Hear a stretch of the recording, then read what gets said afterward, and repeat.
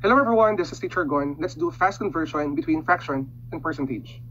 Let's start with 4 over 25. To convert this into percentage, what you need to do is to divide 100 using the denominator. And it goes like this. 100 divided by 25, that is equal to 4.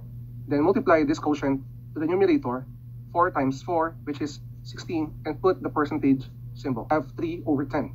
100 divided by 10, that would be 10, then times the numerator 3, that is 30. So this is 30%. 17 over 50, divide 100 by 50, the quotient is 2, then 2 times 17, that is 34. So this 17 over 50 is equal to 34%. But it's your turn to answer the fourth example. Okay, yan. Okay, so yan po guys. So nakita nyo guys doon sa YouTube channel ni Math Teacher Gan. So ayan po, nakita mo yun guys. So ito guys, so ayan, ibang math. So ayan po, ibang math yan guys. So ang nakabasa dito guys ay fraction. So ayan po, fraction. Tapos percentage. So ayan po, percentage. So ito guys so ang nakalagay dito guys ay 3 over 20.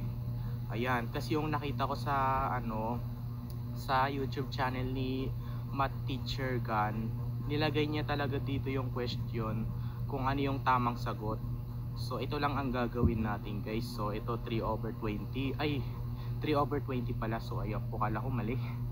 So ito, so kailangan natin mag-division guys. I-divide natin yung yung 100 sa 20. So maglagay tayo dito ng 100,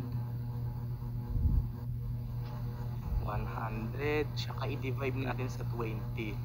So ito, so 100 divided by 20, so ilan yun?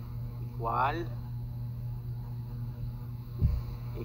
5. So ayan po, 5 ang tamang sagot. So ayan po, so next naman tayo guys. So hindi pa tayo tapos.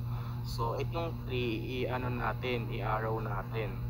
Yan, nakaturo dito. Tapos yung 5 i-multiply naman natin siya kay 3. So i-times natin yan. Yan. So 3 times 5. So 3 times 5 equal 15. So dito natin ilalagay yung percentage. Ibig sabihin 15%. 15%. Yan. Yun lang ang tamang answer. Yan. Nakita nyo guys, tama pa. Yun lang.